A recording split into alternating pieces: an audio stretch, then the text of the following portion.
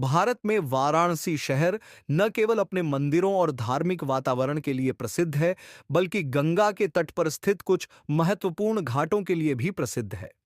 इनमें से सबसे रहस्यमय और ऐतिहासिक मणिकर्णिका घाट है। इसका उपयोग न केवल दाह संस्कार के लिए किया जाता है, बल्कि यह एक अचूक सत्य, जन्म और मृत्यु के चक्र की पराकाष्ठा का भी प्रतीक है। इस घाट के इर्द गिर्द कई पौराणिक कथाएं और ऐतिहासिक तथ्य हैं, जो आज भी लोगों के बीच एक रहस्यमय वातावरण बनाते हैं। एक लोकप्रिय पौराणिक कथा के अनुसार यह वह स्थान है जहां भगवान शिव और देवी पार्वती का आगमन हुआ था। ऐसा कहा जाता है कि देवी पार्वती ने इस घाट पर एक स्वर्ण कुंडल मणिकर्णिका खो दिया था, जो गंगा के पानी में डूब गया था। शिव स्वयं इसकी खोज में इस घाट पर आए थे और वहीं से इस स्थान को मणिकर्णिका के नाम से जाना जाने लगा। एक अन्य किंवदंती के अनुसार भगवान विष्णु ने भगवान शिव का आशीर्वाद लेने के लिए कई वर्षों तक इस स्थान पर तपस्या की। तपस्या के दौरान वह एक चक्र, पहिया और कमंडलू पानी का बर्तन का उपयोग करता है, जो बाद में यहां रहता है। शिव ने तब उन्हें आशीर्वाद दिया कि जो व्यक्ति इस स्थान पर मरता है वह मोक्ष प्राप्त करेगा और पुनर्जन्म के चक्र से मुक्त होगा। एक अन्य किंवदंती के अनुसार शिव की बाली, कर्णफूल, इस घाट में गिरी थी, इसलिए इसका नाम माणिक, गहना, कर्ण, कान, इका मणिकर्णिका पड़ा। यह नाम बाद में और अधिक लोकप्रिय हुआ। यह दुनिया का एकमात्र कब्रिस्तान है जहां आग कभी नहीं बुझती है। कहा जाता है कि इस घाट में 3500 साल से अंतिम संस्कार की आग जल रही है।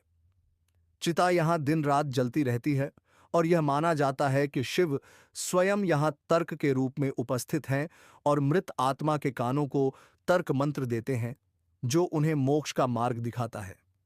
मणिकर्णिका घाट के पास दमदमी बारी नामक एक स्थान है जहां कई अघोरी संत रहते हैं।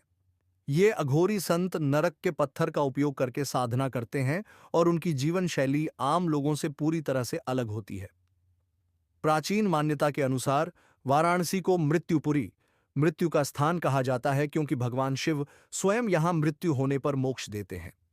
कई वृद्ध लोग अंतिम जीवन में यहां आते हैं और मृत्यु का इंतजार करते हैं, क्योंकि वे सोचते हैं कि यदि आप काशी में मरते हैं तो मुक्ति निश्चित है। पुराणों के अनुसार सत्यवादी राजा हरिश्चंद्र ने अपना राज्य छोड़ दिया और मणिकर्णिका घाट पर एक नौकर के रूप में काम किया। उन्होंने ईमानदारी से काम किया, यहां तक कि अपनी पत्नी और बच्चों के अंतिम संस्कार के लिए कर भी वसूल किया। यह कहानी अभी भी लोगों को धर्म के प्रति ईमानदार और सम्मानपूर्ण होना सिखाती है। अंग्रेज शासन के दौरान बहुत सारे बदलाव हुए। हालांकि उन्होंने कुछ संरचनाओं का नवीनीकरण किया, लेकिन उन्होंने धार्मिक अनुष्ठानों में हस्तक्षेप नहीं किया। हालांकि 19वीं शताब्दी में यहां दाह संस्कार प्रणाली का कुछ आधुनिकीकरण किया गया था। वर्तमान में मणिकर्णिका घाट पर प्रतिदिन 200 से 300 शवों का अंतिम संस्कार किया जाता है। दाह संस्कार के लिए दो मुख्य चिताएं हैं, एक लकड़ी की मदद से शवों के दाह संस्कार के लिए और दूसरी बिजली की भट्टी है। मणिकर्णिका घाट पर दाह संस्कार की लागत उपयोग की जाने वाली लकड़ी और अन्य सामानों के आधार पर 3,000 से 50,000 तक होती है। कुछ संगठन गरीब लोगों को सहायता प्रदान करते हैं ताकि वे मुफ्त में अंतिम संस्कार कर सकें।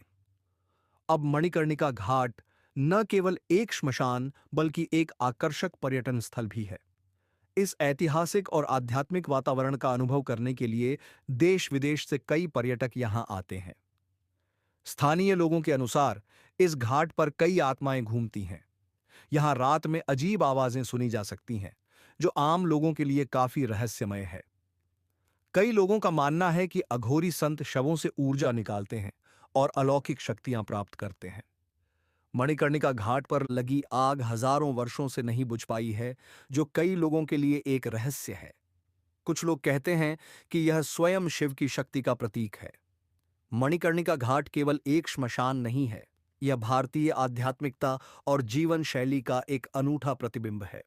यह घाट जन्म और मृत्यु के रहस्य में महत्वपूर्ण भूमिका निभाता है। यहां आकर लोगों को एहसास होता है कि मृत्यु जीवन का एक अभिन्न अंग है और यह केवल एक नई यात्रा की शुरुआत है। इस प्रकार मणिकर्णिका घाट अपने पौराणिक, ऐतिहासिक और आधुनिक पहलुओं में शाश्वत रहस्य का स्थान रहा है, जो सदियों से लोगों को मोक्ष का मार्ग दिखा रहा है। अगर आपको यह वीडियो पसंद आया तो कृपया सब्सक्राइब करें और बेल आइकन पर क्लिक करें। और यदि आप कोई अन्य वास्तविक कहानी सुनना चाहते हैं तो कृपया मुझे बताएं।